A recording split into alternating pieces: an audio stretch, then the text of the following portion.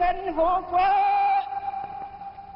中央人民政府今天胜利了。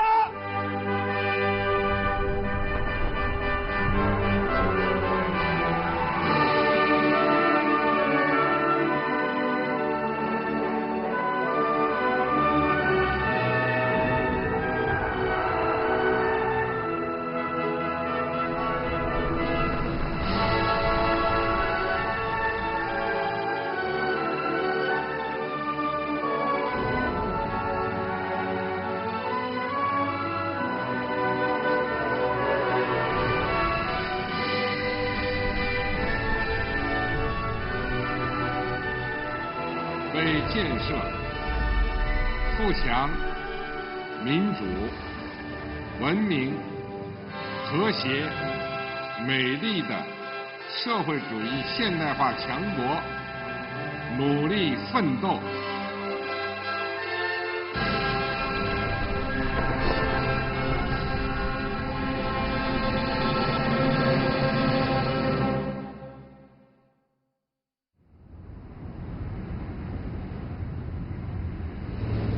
Dans le pavillon numéro 4, situé au rez-de-chaussée du Palais des Expositions agricoles de Chine, qui se trouve à Beijing, est présenté un grand chaudron de bronze, moulé par un simple paysan et appelé chaudron disant adieu à l'impôt foncier. Ayant été touché par un flot continu de visiteurs circulant à proximité, il brille. Dès le 1er janvier 2006, le règlement sur les impôts agricoles de la République populaire de Chine a été aboli. Wang Sani, un paysan du district de Lingshou de la province du Hebei, a réuni des fonds par ses propres moyens et enregistré ce grand événement sans précédent par le moulage d'un chaudron en y faisant figurer une inscription. Sur cette inscription est écrit « Je suis fils de paysan. Plusieurs générations de mes ancêtres labouraient et tissaient en payant leurs impôts. À présent, on dit « Adieu à l'impôt foncier ». Je veux raconter cette histoire aux générations futures, afin qu'on garde en mémoire pour toujours cet événement historique. Aujourd'hui, chaque paire de mains se tend pour dire adieu à l'histoire du versement des impôts agricoles pendant plus de 2600 ans, et pour caresser également la jeune République qui œuvre pour le bien-être de son peuple.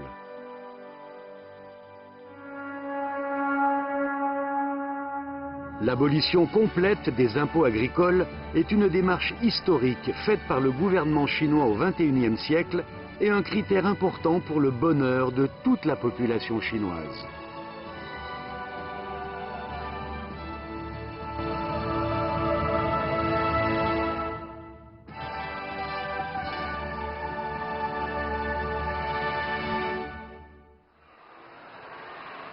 Le peuple est non seulement acteur des réformes, mais il partage aussi les fruits du développement. En maintenant le développement de l'économie nationale, le parti et le gouvernement chinois se sont mis à résoudre les problèmes de la population qui touchent à ses intérêts, ses besoins réels et directs, et à accélérer le développement dans le secteur social en mettant l'accent sur le bien-être de la population. Ainsi a été effectivement réalisé un développement au nom du peuple, par le peuple et dans l'intérêt général du peuple.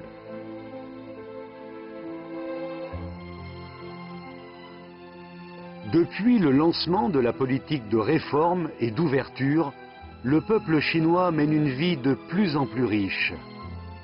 On mange mieux, on s'habille mieux, on se loge mieux, on communique mieux, on voyage mieux. On se fait soigner grâce à la couverture totale de la protection sociale.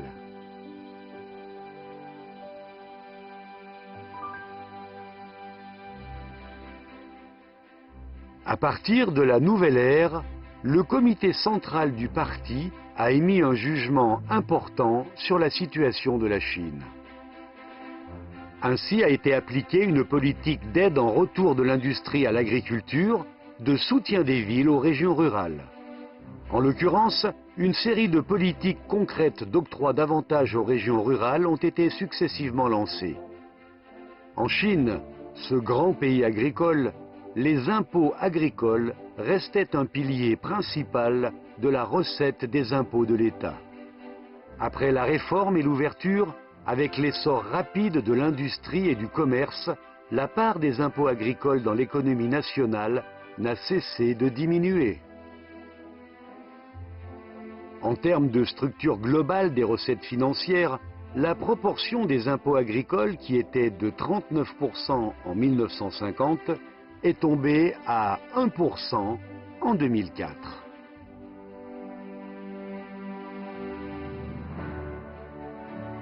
Le 29 décembre 2005, la 19e session du comité permanent de la 10e Assemblée populaire nationale a adopté l'abrogation officielle du règlement sur les impôts agricoles de la République populaire de Chine à partir du 1er janvier 2016.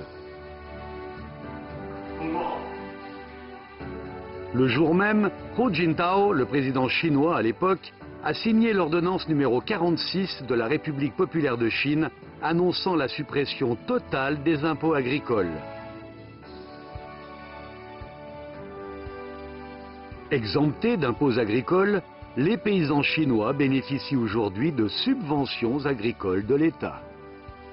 Afin de stimuler l'ardeur des paysans, ont été mises en application des allocations aux cultivateurs de produits bons et variés et pour l'achat d'outillage, des subventions directes aux cultivateurs de grains ainsi que pour l'achat de moyens de production agricole. La Chine a commencé en 2004 à appliquer la politique des prix d'achat minimum des céréales essentielles. Les prix d'achat des céréales ont donc augmenté d'année en année et les bonnes récoltes ont été transformées en revenus pour les paysans. Tan Yejun, âgé de plus de 60 ans, assis sur son lit, est en train de feuilleter gaiement quelques livres de contes dont les papiers sont jaunissants.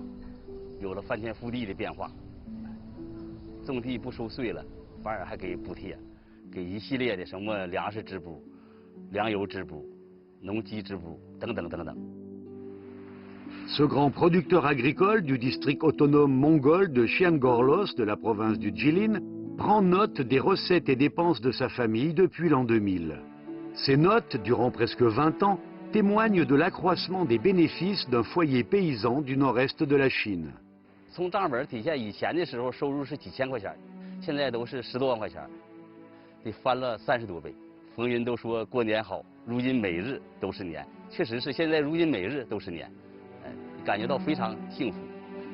Pour renforcer la construction d'infrastructures agricoles, l'État a mis en place le projet dit « Chaque village bien desservi » et le soutien culturel, technico-scientifique et médico-sanitaire à la campagne.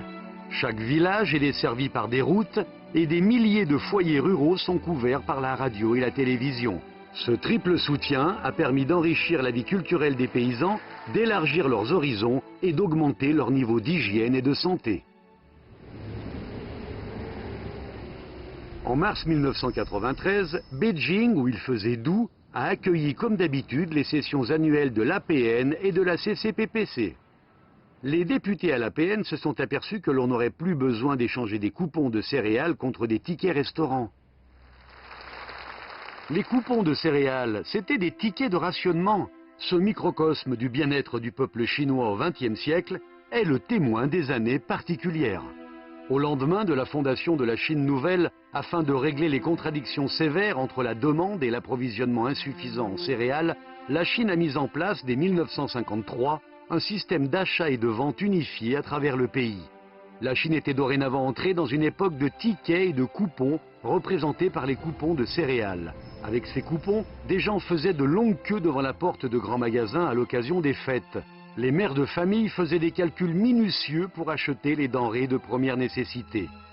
Au fur et à mesure de la prise en charge forfaitaire des terres et la libéralisation des prix des produits agricoles, des années à rendement élevé et de bonnes récoltes ont permis d'augmenter les revenus des paysans et de réaliser un développement rapide de l'agriculture. Le pays est devenu prospère et le problème de la nourriture et de l'habillement a été résolu, tandis que de nouveaux problèmes sont apparus.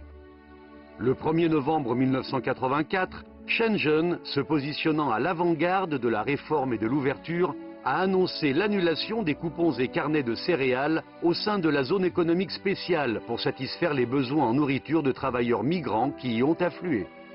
Cette initiative a marqué d'un jalon important le passage de l'économie planifiée à celle de marché quant à l'approvisionnement en grains. En peu de temps, l'expérience réussie de Shenzhen a eu de l'influence sur tout le pays. Le 1er avril 1993, le Conseil des affaires d'État a publié la circulaire sur l'accélération de la réforme du système de circulation des produits céréaliers, faisant disparaître successivement divers tickets de rationnement qui avaient accompagné les citadins pendant presque 40 ans. Le 10 mai 1993, Beijing procédait à l'enregistrement de l'annulation des derniers coupons de céréales. Des gens ont découvert qu'en plus de la farine blanche, du riz et de la farine de maïs, les variétés céréalières étaient devenues de plus en plus riches. On pouvait d'ailleurs acheter sur le marché libre les céréales autres que le riz et le blé, et même du riz de l'étranger. Chen Jiazhong, venu de Tianjin, a collecté chez lui plus de 20 000 tickets et coupons. On en compte 1 millier de sortes. Les coupons de céréales, les tickets de tissu, de savon, d'allumettes et de choux chinois. Les tickets et coupons variés sont porteurs de la mémoire d'une génération et aussi une image réduite de l'époque de l'économie planifiée. Chen Jiazhong et Wang Yulin se sont mariés en 1963.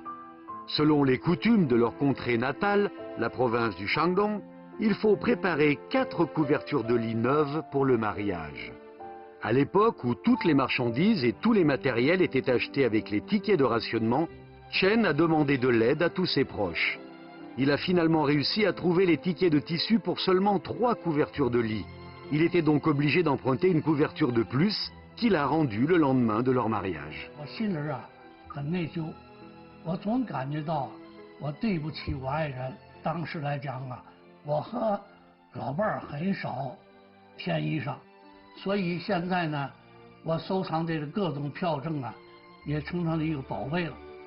Ces tickets en papier ont témoigné à la fois des changements dans l'histoire et de la transformation de la pénurie en prospérité dans la République populaire de Chine.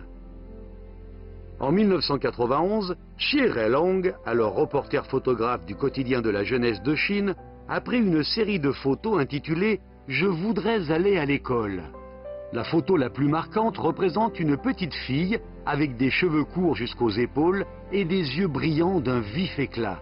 Un crayon dans la main, elle regarde l'objectif. 他叫苏明娟，他那双眼睛特别的大，特别的亮。当他一看我的镜头的时候，我果断地按下了快门。我用镜头记录孩子们成长，快40年了，教育上真可以说是翻天覆地的变化。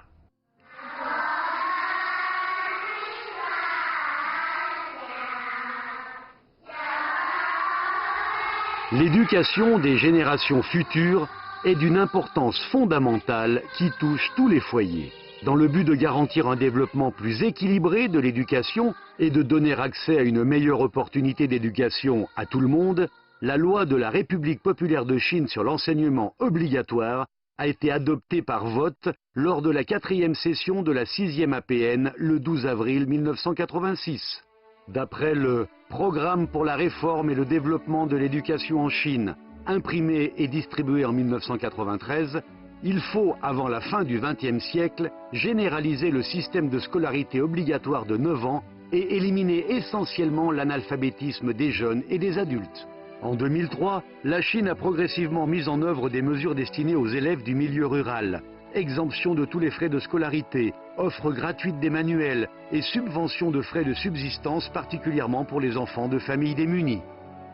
La loi sur l'enseignement obligatoire, révisée en 2006, a défini plus précisément l'intégration globale des fonds alloués. En septembre 2008, l'enseignement obligatoire gratuit dans l'ensemble des villes et des campagnes chinoises a été intégralement mis en place. 走进了21世纪，我来到了开阳县，那个时候孩子们正在发新书。我问他们，发新书和以前有什么不一样啊？孩子们异口同声的回答：不要钱。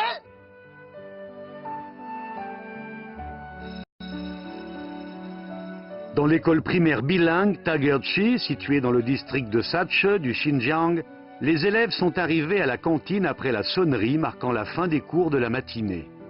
Le riz qui se mange à la main, selon les habitudes propres à cette région, est très prisé par eux. Depuis 2011, plus de 10 000 pensionnaires des régions rurales locales sont exemptés de tous les frais de scolarité. De plus, ils peuvent avoir des subventions pour une nourriture plus riche accordée par le gouvernement et prendre ainsi des repas de qualité et délicieux. L'emploi est à la base du bien-être du peuple. Depuis le début du XXIe siècle, le comité central du parti s'en tient à la stratégie prioritaire de promotion de l'emploi en appliquant une politique dynamique de l'emploi. Le volume de l'emploi n'a cessé de s'accroître en Chine. Mais en 2008, sous l'impact de la crise financière internationale, la situation de l'emploi dans notre pays a subi un choc violent. Nombre de petites et moyennes entreprises ont fait faillite. Plus de 10 millions de travailleurs migrants d'origine paysanne ont perdu leur emploi. Des étudiants n'ont pas pu trouver un emploi.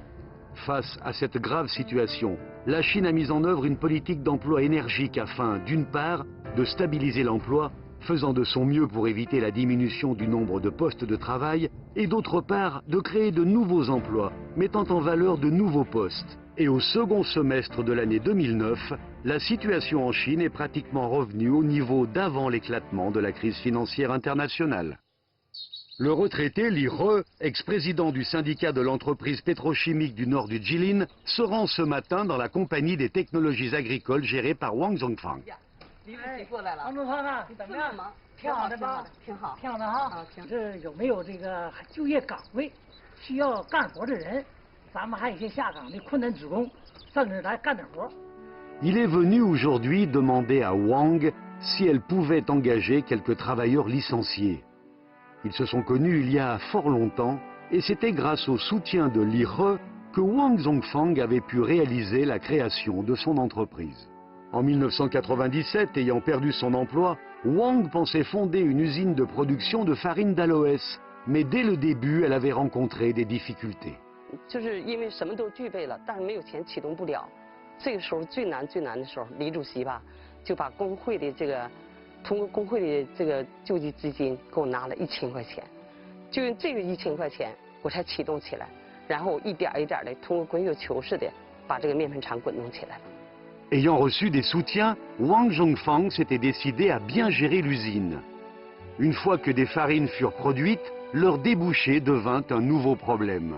李主席又通过工会和这个各个单位跟我联系，当时卖出去20多万元的，这一下我就信心也有了。 Grâce aux efforts de Wang, son usine pour la production de farine d'aloès était bien repartie après un an et marcha plutôt bien.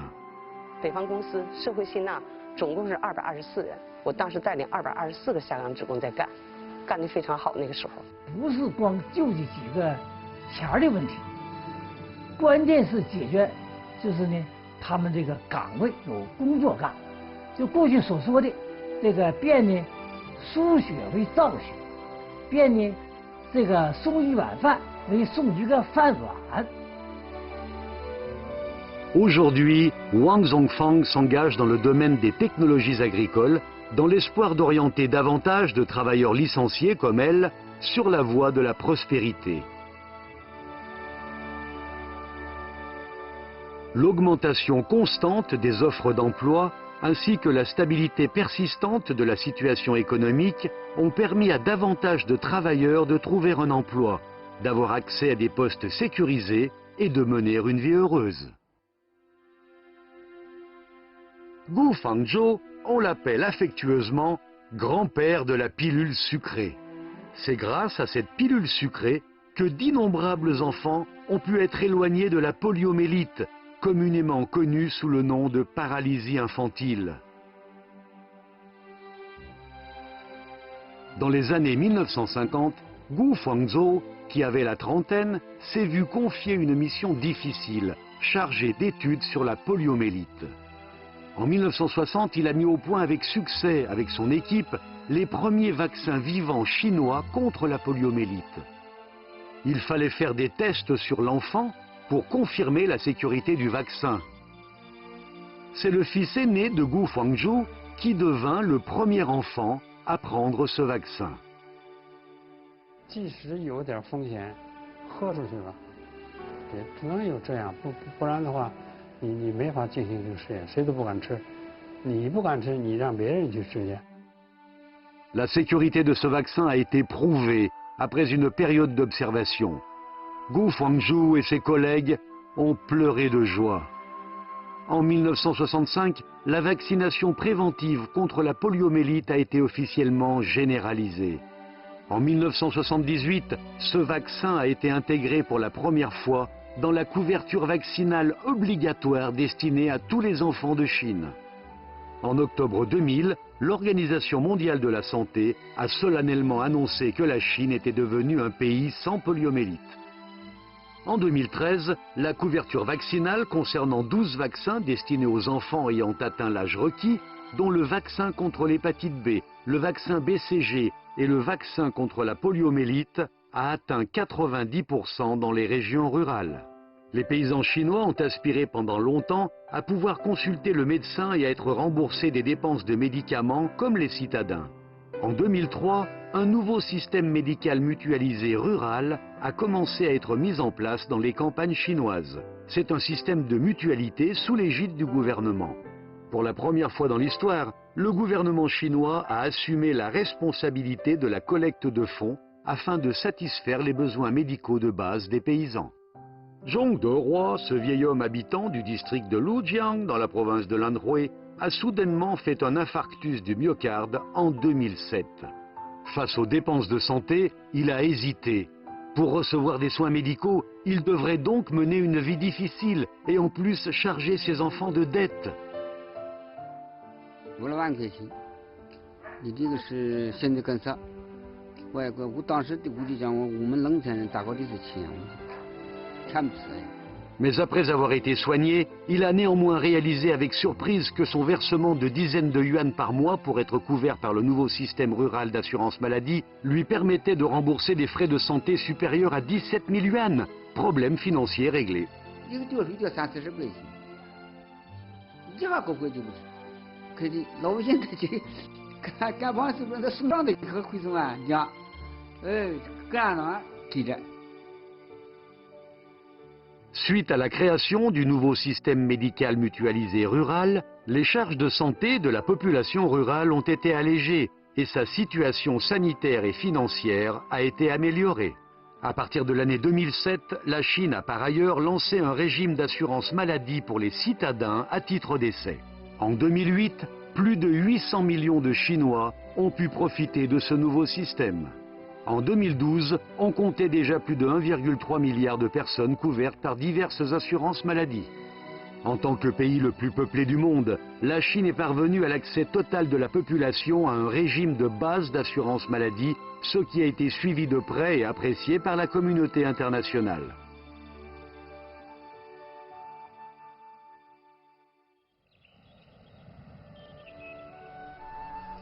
Depuis qu'il travaille comme bibliothécaire, Wang Huanggu, qui se trouve comme baigné dans une mer de livres, se sent calme. Il ne connaissait pas une pareille humeur auparavant. 这是全世界是治病就把这个家里的所有的钱就全部掏空了，小的还小，不要说去读书，就是吃饭也有问题啊。 Ce qui l'a rassuré, c'est ce simple certificat. En 2007 a été appliqué un système de garantie du minimum vital pour plus de ruraux nécessiteux. 一起加起来一个居都就2700多，再加上我这个公卫性岗位是有那个300块钱个月，有900块钱一个居都，就有3500多块钱一个居都了。基本上解决了我家里的那个2个小孩这个生意读书。 身份问题基本上解决了。如果没有这个政策的时候，家庭就肯定要散掉。 Quant aux logements sociaux, les dortoirs distribués par des unités de travail sont des souvenirs des citadins de l'époque. Les conditions d'habitation étaient mauvaises. Dans une chambre de 4 mètres carrés, s'entassait un homme de 27 ans, ses parents et ses frères. On devait construire un grenier pour qu'ils puissent loger dans ce petit espace. Dans un tel bâtiment, chaque foyer était équipé d'un robinet et d'un compteur d'eau. Des serrures étaient posées de crainte que des gens ne les prennent. Il fallait attendre son tour quand on faisait la cuisine. C'était une véritable symphonie interprétée par des chaudrons, casseroles et autres ustensiles.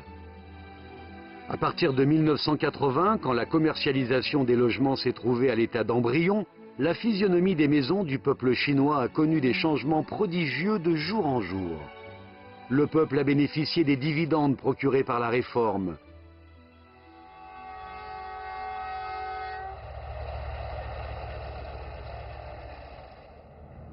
Le chemin de fer Beijing-Kowloon, appelé Da-Jinju, est à la fois un chantier du siècle de la Chine et un projet d'intérêt général important. De son point de départ à Beijing à son point d'arrivée à Kowloon, à Hong Kong, le chemin de fer traverse 98 municipalités et districts répartis dans 7 provinces. En déployant une carte, on se rend compte que ce chemin de fer traverse souvent des montagnes et non des terrains plats et fait des détours au lieu de suivre des voies toutes droites.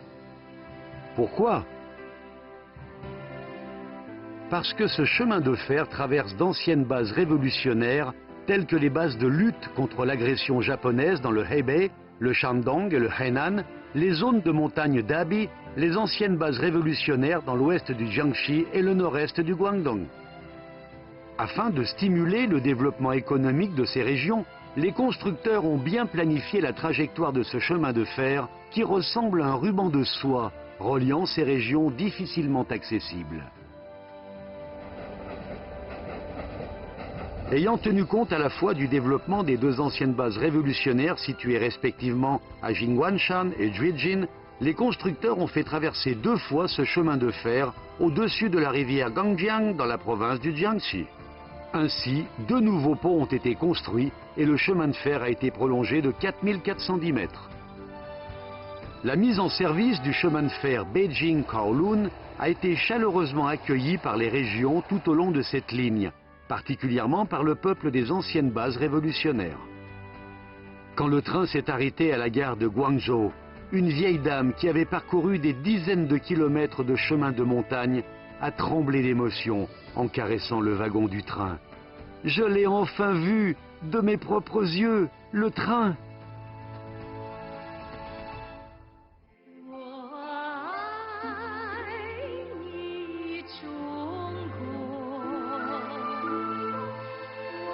Le peuple est le socle du pays, et la stabilité d'un pays s'enracine dans le bonheur de son peuple. Le maintien et l'amélioration du bien-être de la population ne doit pas connaître de fin. Par contre, il y a de nouveaux points de départ sur une file interminable. Le Parti communiste chinois place depuis toujours le peuple au cœur de ses préoccupations, donne la priorité au bien-être de son peuple, de projet en projet, d'année en année, afin que son peuple embrasse des lendemains meilleurs sur le chemin du socialisme à la chinoise.